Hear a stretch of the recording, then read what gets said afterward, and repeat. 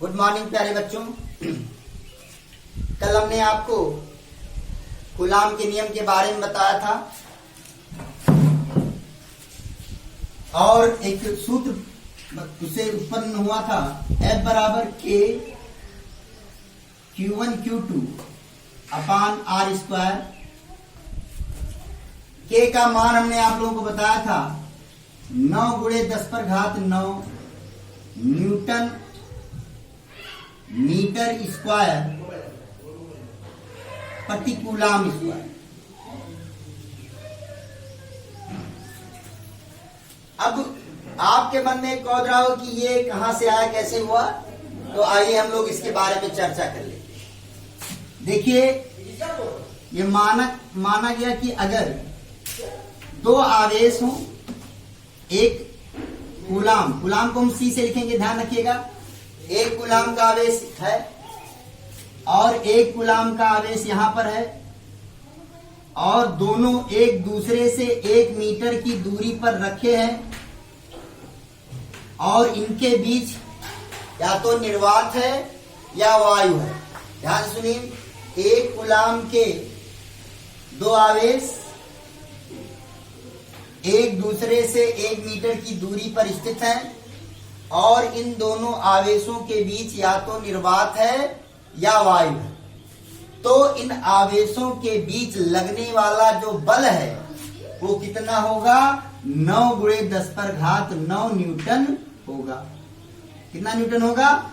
9 गुणे 10 पर घात 9 न्यूटन होगा। अब यही मान अगर उठाकर यहां पर रख दीजिए तो F का मान कितना हो गया? 9 गुणे 10 पर घात 9 बराबर K। Q1 कितना हो गया? 1 कूलाम। Q2 कितना हो गया? 1 कूलाम। बीच की दूरी R कितनी हो गई? 1 हो गई कि नहीं हो गई? तो K बराबर कितना हो गया? 9 गुणे 10 पर घात 9। अब तो समझ में आया कि नहीं आ गया? K का मान 9 गुणे 10 पर घात 9 कैसे आया? समझ में आया कि नहीं आया?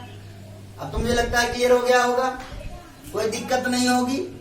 यानी आप कह सकते हैं कि यदि ये मानक है कि यदि एक कूलाम आवेश के दो बिंदु आवेश, एक कूलाम परिमाण वाले दो आवेश, सुनिए आराम से, एक कूलाम परिमाण वाले दो आवेश यदि एक दूसरे से 1 मीटर की दूरी पर स्थित हैं तो उनके बीच लगने वाला जो बल होगा, ध्यान दीजिए, कब की बात की जा रही है? निर्वात या वायु में। तो लगने वाला बल कितना होगा? 9 गुणे 10 पर घात 9 न्यूटन होगा। बात समझ आया कि नहीं आया? क्लियर हो या नहीं हो गया? निर्वात या वायु में स्थित दो बिंदु आवेश जिनका परिमाण कितना है? 1 कूलाम है, उनके बीच की दूरी कितनी है? 1 मीटर है। तो उनके बीच लगने वाला जो बल होगा वो 9 गुणे 10 पर घात 9 न्यूटन होगा। उसी से यहाँ पर K का मान 9 गुणे 10 पर घात 9 न्यूटन हुआ। अब आपके मन में आ रहा है, सर इसका मात्रक कैसे हुआ? न्यूटन मीटर स्क्वायर प्रति कूलाम स्क्वायर। तो इसको भी क्लियर करते चलते हैं। देखिए यहां से इसको भी जान लीजिए। F का मात्रक क्या होता है? न्यूटन बराबर क्या लिखेंगे? K का मात्रक लिख लिया आपने, गुणे Q1 क्या है? आवेश है, आवेश का मात्रक कूलाम। फिर Q2 क्या है? आवेश है, फिर कूलाम, तो कूलाम और कूलाम का गुणा कूलाम स्क्वायर बटे R क्या है? दूरी है, दूरी का मात्रक मीटर है। मीटर क्या क्या कर दिया आपने? वर्ग कर दिया क्योंकि स्क्वायर है। पक्षांतर करेंगे तो न्यूटन मीटर स्क्वायर और प्रति कूलाम स्क्वायर हो गया। तो अब तो मुझे लगता है स्पष्ट हो गया होगा कि K का मात्रक कैसे मिला है और इसका मान कैसे मिला है। ये बात मुझे लगता है अब क्लियर हो गई होगी।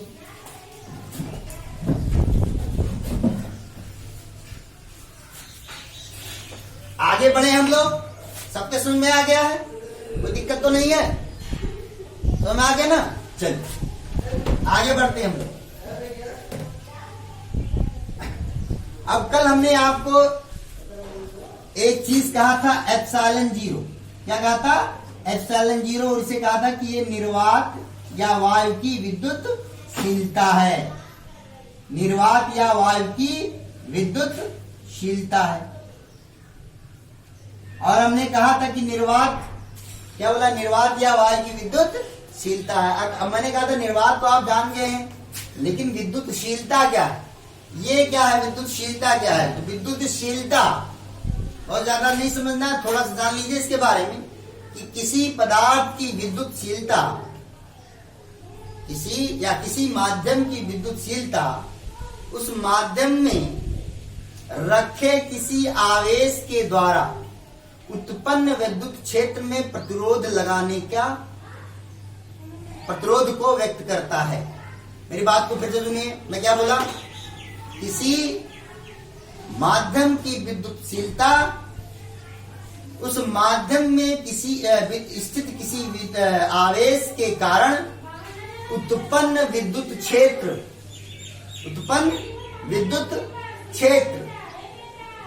में प्रतिरोध को व्यक्त करता है। इसके द्वारा उत्पन्न प्रतिरोध को, उस माध्यम के द्वारा उत्पन्न प्रतिरोध को व्यक्त करता है। एक बार क्लियर हो गया कि नहीं हो गया? एकदम समझ में आ गया होगा? कोई दिक्कत तो नहीं है? आगे बढ़ते हैं। विद्युतशीलता समझ में आ गया? कोई दिक्कत नहीं होगी? चलिए, तो ये हो गया एप्सिलॉन जीरो, निर्वात की विद्युतशीलता होगी। हमने आपको कल बताया कि 1/4 K को बराबर हम क्या लिखते हैं? 1/4 पाई एप्सिलॉन जीरो न्यूटन, यहाँ K की जगह पर हम क्या लिखते हैं? 1/4 पाई एप्सिलॉन जीरो रखते हैं, और वहां से इस K का जब हमने मान रखा तो हमको मिल गया कि F बराबर 1/4 pi epsilon zero Q1 Q2 अपान R। ये सूत्र मिल गया था। यहां तक की बात बता दी थी कल में, जो भी मन में आपके संशय रहा होगा आज मैंने एकदम स्पष्ट कर दिया है। अब हम लोग आगे बढ़ते हैं और इसका मान देखते हैं। तो देखिए K बराबर 1/4 पाई एप्सिलॉन जीरो, K का मान कितना है? 9 × 10⁹9। तो यहां से इसलिए आप लिख सकते हैं कि 1/4 पाई एप्सिलॉन जीरो बराबर 9 × 10⁹9। कोई दिक्कत तो नहीं है? 1/4 पाई एप्सिलॉन जीरो बराबर 9 × 10⁹9 न्यूटन मीटर स्क्वायर प्रति कूलम,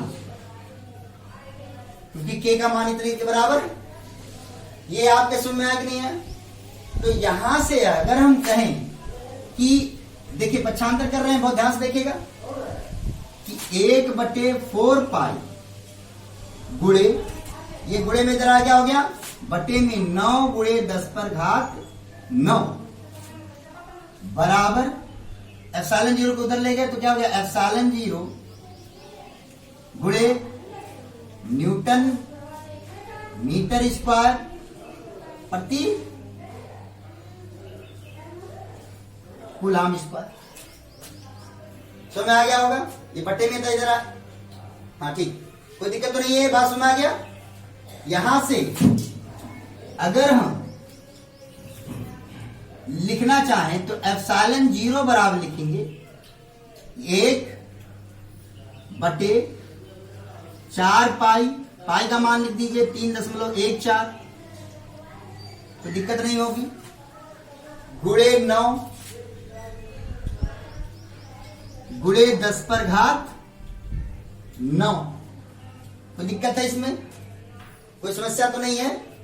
एप्सिलॉन जीरो इस बाएं पक्ष को दाएं पक्ष को बाएं पक्ष में लिख दिया, 1 लिख दिया, 4 को 4 लिख दिया, पाई का मान 3.14, 9 को 9 लिख दिया, 10⁹9 हो गया। और ये पक्षांतर करेंगे तो ये ऊपर चला जाएगा, यहां पर हो जाएगा कूलम स्क्वायर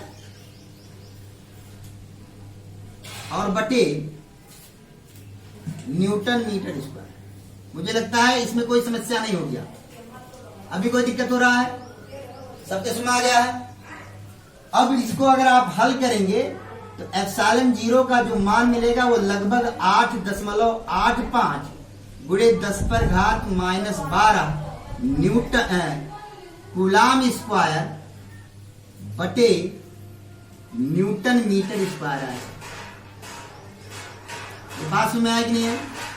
यानी आपको ये जानना है एप्सिलॉन 0 का मान 8.85 इंटू 10⁻12 कूलाम स्क्वायर बटे न्यूटन मीटर स्क्वायर।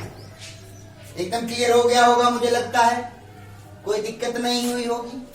हम लोग आगे बढ़े हैं, समझ में आ गया है। चलिए आगे बढ़ते हैं हम लोग और सीखते हैं।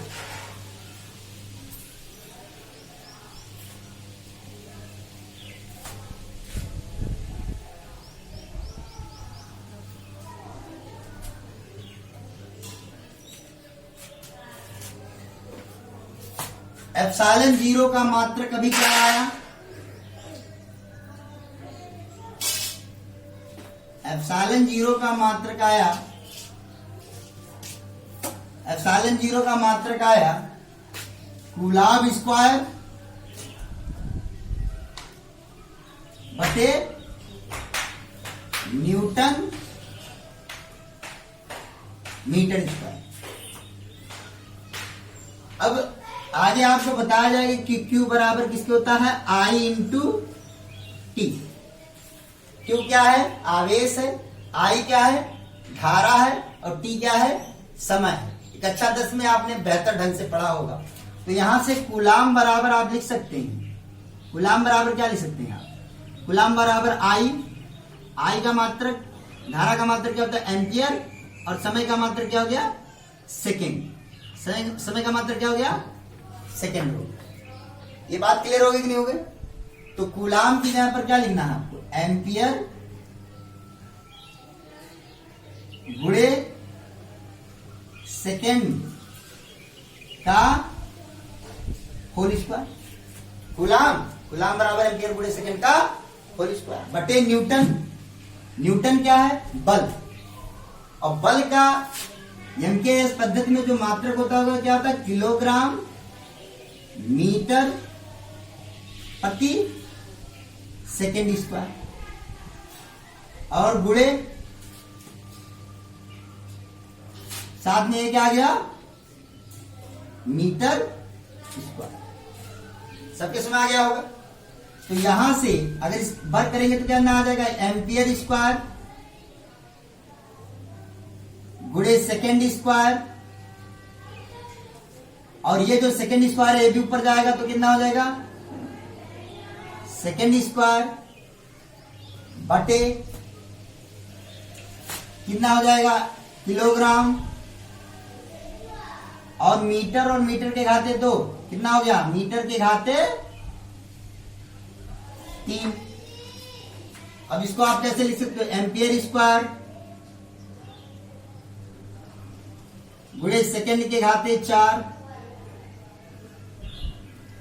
बटे किलोग्राम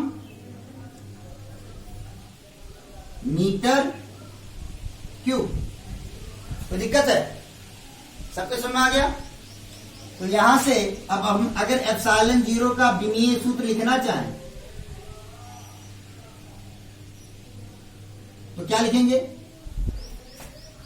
एम्पियर किसका मात्रक है? धारा का। इसको किससे दिखाते हैं? ए से। ए स्क्वायर हो गया, ए के घाते 2। सेकेंड T4 अपान किलोग्राम M मीटर। लंबाई है L के घाते L मतलब L3, सॉरी माफ। क्लियर हो गया कि नहीं हो गया? ml3। ये क्या हो गया? A2T4। अब इसको लिखेंगे तो क्या लिखेंगे? M-1। ये ऊपर जाएगा तो पावर क्या हो जाएगा इसका? -1। L पावर -3 ऊपर जाएगा। फिर क्या हो गया? T4 और A2। ये हो गया एप्सिलॉन 0 का विमीय सूत्र। मुझे लगता है क्लियर हो गया होगा, कोई दिक्कत नहीं हुई होगी। क्या मैं आपको समझा पा रहा हूं? कोई समस्या तो नहीं है, कोई दिक्कत तो नहीं है? कुछ और बातें आपको सीखनी है, समझनी है और जाननी है?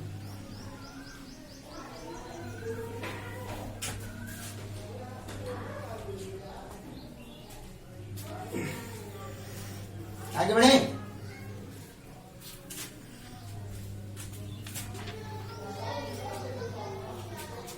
चलिए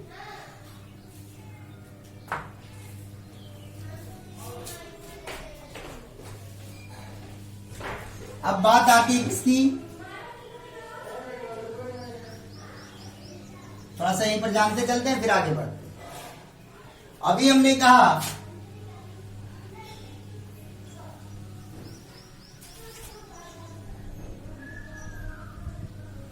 कि अभी जो हमने सूत्र बताया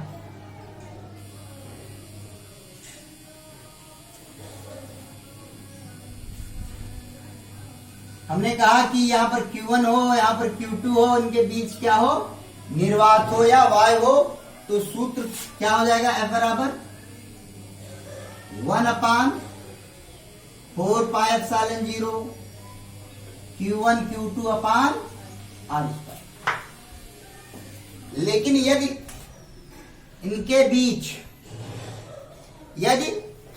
इनके बीच कोई प्रावैद्युत माध्यम रख दिया जाए, प्रावैद्युत माध्यम एक प्रकार से आप अचालक समझ सकते हैं, आपको इसके बारे में संधारित्र में बेहतर रूप से समझाया जाएगा। केवल यही समझ लीजिए कि इसके बीच एक ऐसा माध्यम रखा गया है जो पूरी तरह से अचालक की तरह व्यवहार करता है, पूरी तरह से भरा हुआ है। यानी इस पूरी दूरी में, ध्यान दीजिए मेरे शब्दों को, यानी Q1 से लेकर Q2 तक पूरे उसमें एक माध्यम भरा हुआ है, माध्यम स्थित है। अभी पहले क्या था, निर्वात या वायु था, और उस माध्यम की विद्युतशीलता कितनी है, एप्सिलॉन। क्या है, एप्सिलॉन है। माध्यम की विद्युतशीलता क्या है, एप्सिलॉन है। पहले क्या था, निर्वात या वायु था, तो उसकी माध्यम विद्युतशीलता कितनी थी, एप्सिलॉन 0। अब क्या किया गया, इसके बीच एक माध्यम रख दिया गया जिसकी विद्युतशीलता क्या है, एप्सिलॉन है। तो लगने वाला बल F बराबर किसके हो जाएगा, 1/4 पाई एप्सिलॉन। यहां पर एप्सिलॉन 0 था जब, कब था, क्या था, निर्वात था। अब क्या हो गया, कोई माध्यम आ गया, तो जब निर्वात था तो निर्वात की विद्युतशीलता थी, अब माध्यम है तो माध्यम की विद्युतशीलता होगी, और इंटू Q1 Q2 अपान R स्क्वायर। अब ये सूत्र कब लगाएंगे, ये सूत्र तब लगाएंगे जब किसी माध्यम में की विद्युतशीलता दी होगी और आवेश उस माध्यम में स्थित होंगे। अंतर समझ में आया? ये सूत्र कब लगाना है आपको, ये सूत्र तब लगाना है जब आवेशों के बीच निर्वात या वायु हो। ये सूत्र कब लगाना है, जब माध्यम के बीच माफ कीजिए, जो है इनके बीच कोई क्या हो, माध्यम हो, और उस माध्यम की विद्युतशीलता क्या हो, एप्सिलॉन हो। तो यहां पर क्या लिखेंगे, एप्सिलॉन। क्लियर हो गया नहीं हो गया? थोड़ा सा आगे बढ़ेंगे। एप्सिलॉन बटे एप्सिलॉन 0, एप्सिलॉन बटे एप्सिलॉन 0 को के कहते हैं।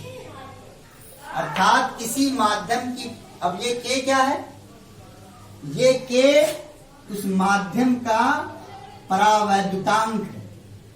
माध्यम का क्या है, परावैद्युतांक। हमने भी आपको बताया है कि जो माध्यम यहां पर हम रख रहे हैं उसे क्या बोल रहे हैं, परावैद्युत कह रहे हैं कि नहीं कह रहे हैं। तो यहां पर के क्या है, माध्यम का परावैद्युतांक है। अर्थात उस माध्यम की विद्युतशीलता, ध्यान सुनिए हमारे शब्दों को, माध्यम की विद्युतशीलता और निर्वात की विद्युतशीलता का जो अनुपात होता है वो उस माध्यम का क्या कहलाता है, परावैद्युतांक कहलाता है, या इसी को आपेक्षिक विद्युतशीलता भी कहते हैं। क्या कहते हैं, आपेक्षिक विद्युतशीलता भी कहते हैं। तो एप्सिलॉन अपान एप्सिलॉन 0 बराबर किसके हो गया, के, और के क्या है, माध्यम का परावैद्युतांक है। क्लियर हो गया। तो यहां से एप्सिलॉन बराबर किसके होगा, एप्सिलॉन 0 के, क्योंकि ये बट्टे में है, इधर आएगा तो क्या हो जाएगा, गुणे में हो जाएगा। तो यहां से एफ बराबर हम क्या लिख सकते हैं, 1/4 पाई एप्सिलॉन 0 के Q1 Q2 अपान r²। ये एक सूत्र ये बन गया। तो क्या सूत्र बन गए, दो बिंदु आवेशों के बीच बल को ज्ञात करने के लिए कितने सूत्र बन गए आपके पास, 3, 1 2 3। ये सूत्र कब लगाएंगे, जब दो बिंदु आवेश होंगे, उनके बीच निर्वात या वायु होगा, तो आपको ये सूत्र लगाना है। अगर दो बिंदु आवेश होंगे, उनके बीच की विद्युतशीलता एप्सिलॉन दी हुई होगी, तो आपको ये वाला सूत्र लगाना है। यदि दो बिंदु आवेश दिए हुए हैं, उनके बीच कोई प्रावैद्युत माध्यम भी स्थित है, लेकिन उस माध्यम की विद्युतशीलता न दे करके क्या दिया हुआ, उसका परावैद्युतांक दिया हुआ, के दिया हुआ है, तो आप किस सूत्र का इस्तेमाल करेंगे, 1/4 पाई एप्सिलॉन 0 के Q1 Q2 अपान r²। तीनों में अंतर समझ में आया। ये कब इस्तेमाल करना है, जब परावैद्युतांक दिया होगा। इसका इस्तेमाल कब करना है, जब माध्यम की विद्युतशीलता दी होगी। इसका इस्तेमाल कब करना है, जब निर्वात की विद्युतशीलता होगी। कोई दिक्कत नहीं होगा, मुझे लगता है अब एकदम क्लियर हो गया हो। अब हम लोग एक बात और बताना चाहते हैं। अगर मैं आपसे पूछूं, इसको देखिए और इसको देखिए, कृपया ध्यान से देखिए, ये किसमें लगने वाला बल है, निर्वात में लगने वाला बल, निर्वात या वायु में लगने वाला बल। और ये किसमें लगने वाला बल है, माध्यम में लगने वाला बल है। तो ये बल ज्यादा है कि ये बल ज्यादा है, थोड़ा ध्यान से देखिए। 1 1 4 pi epsilon 0 4 pi epsilon 0 Q1 Q1 Q2 Q2 अपान r²।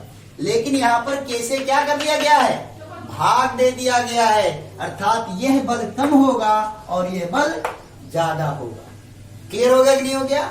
यानी आपसे कोई पूछता है, यदि आपसे कोई पूछता है कि दो बिंदु आवेशों के बीच कब बल अधिक लगेगा, निर्वात या वायु में, या अगर उनके बीच कोई परावैद्युत माध्यम रख दिया गया है, तो आपका उत्तर होगा कि जब निर्वात या वायु होगा तो बल अधिक लगेगा। कितना अधिक लगेगा, के गुना। के क्या है, परावैद्युतांक है। किसका परावैद्युतांक है, माध्यम का परावैद्युतांक। क्लियर हो गया। कहां से प्राप्त हुआ परावैद्युतांक, माध्यम की विद्युतशीलता और निर्वात की विद्युतशीलता से प्राप्त हुई। क्लियर हो गया वो, मुझे लगता है इसमें कोई समस्या नहीं होगी, एकदम स्पष्ट हो गया होगा। आगे बढ़े हम लोग।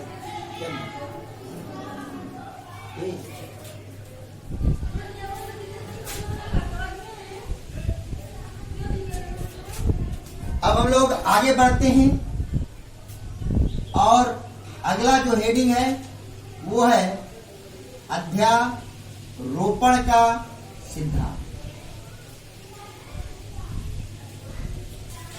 ये टॉपिक हम कल शुरू करेंगे, और क्यों शुरू करेंगे उसको भी बता दे रहा हूं कि आज आप लोग वेक्टर से संबंधित, क्योंकि बल कैसी राशि है, एक सदिश राशि है, तो वेक्टर से संबंधित जो बातें आपको फर्स्ट ईयर में सिखाई गई हैं उसको रिवाइज करेंगे।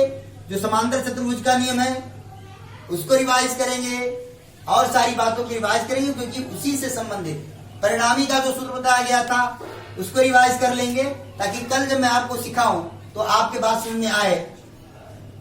धन्यवाद।